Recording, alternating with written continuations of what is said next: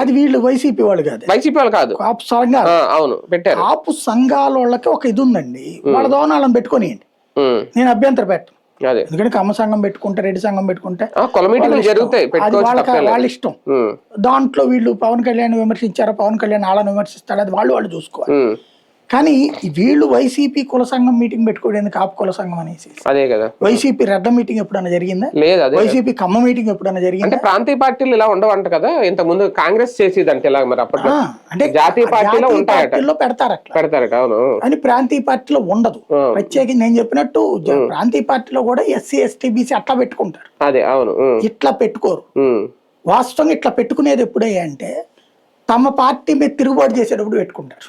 Okay, ఇంకా వాళ్ళ final decision కి రావడానికి. అవును, అట్లా పెట్టుకుంటారు. ఇక్కడ తమ పార్టీని కాపాడుకోవడానికి వీళ్ళందరికీ ఇప్పుడు ఒక ఇన్సెక్యూర్డ్ ఫీలింగ్ ఏంటంటే, క్రిందటిసారి కాపు నేతలకి జగన్ ఎక్కువ సీట్లు ఇచ్చాడు కూటమి కంటే. అవును, కానీ ఓడిపోయారు. ఆ ప్రస్తావనలు వచ్చినాయి మీటింగ్ లో, దారుణంగా ఓడిపోయారు. చెప్పాలంటే తెలుగుదేశం అధికారంలో ఉన్న, వైసీపీ అధికారంలో ఉన్న కమ్మకి రెడ్లకు కోపం ఏంటో తెలుసా? మంత్రివర్గంలో ఎక్కువ సీట్లు వీళ్ళకంటే కూడా కాపులకి వస్తాయి, ఇద్దరు మంత్రివర్గాల్లో. ఇప్పుడు ఉన్న చంద్రబాబు మంత్రివర్గంలోనూ అట్లాగే చూపెడతారు, జగన్ మంత్రివర్గంలోనూ కాపులు ఎక్కువ ఉంటాయి సీట్లు. ఇప్పుడు సుభాష్ చంద్ర పెళ్లి సుభాష్ అతని పెళ్లి కాదు, అతను